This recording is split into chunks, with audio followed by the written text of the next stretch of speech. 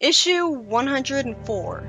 Silver Snidely shows up and starts throwing lasers at the Galaxy Freedom Fighters, with one of them hitting Rotor, which causes Twandu to say, "My God!"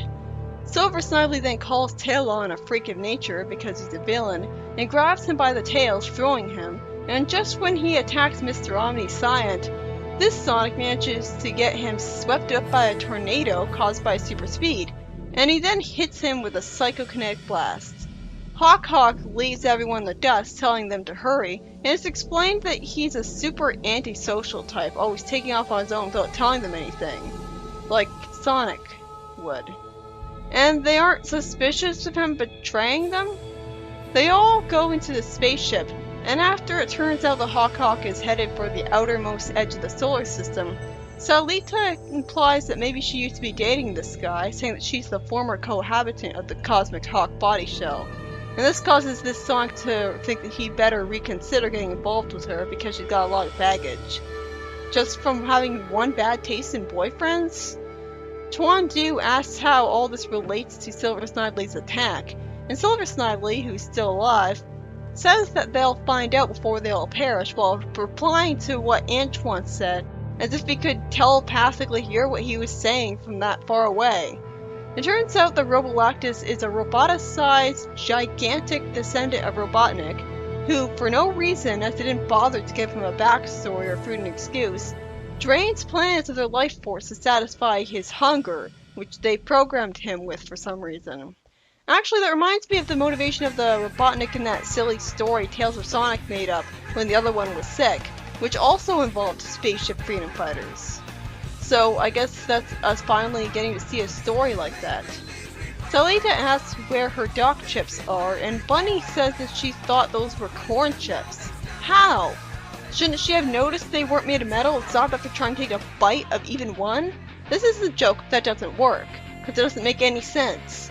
They all see Robolactus in action and are told to get back to the bridge quick.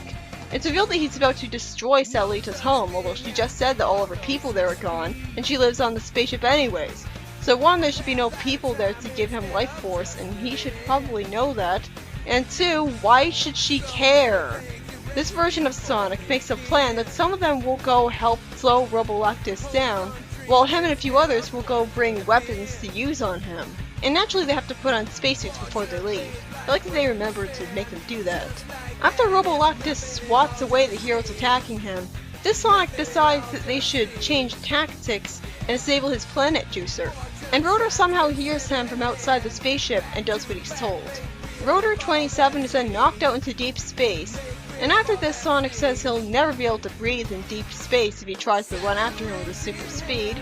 Talon says he could help him out with bands of Charmo Rack. I guess it's a magic kitsune power of his that lets Sonic breathe in outer space. Unfortunately, Silver Snidely comes back, and Robolactus threatens to incinerate the entire solar system. What does he have to gain from this? Just spite?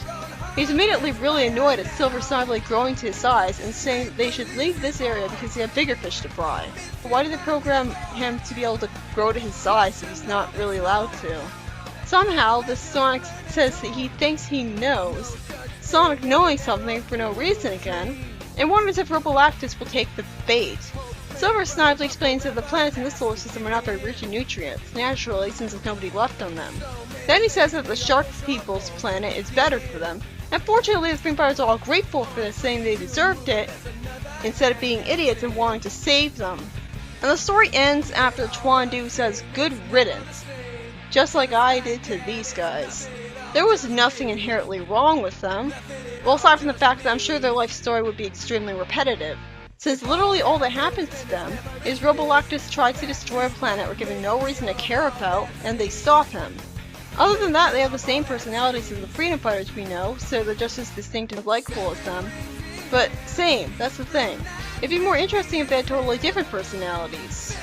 So yeah, Mike Gallagher wrote the first story, where Robolactus eats the shark planet instead, and the second story has the Down Under Freedom Fighters tracking the Bunyip down into a remote section of the Outback, in a dried up riverbank, which shouldn't be dry.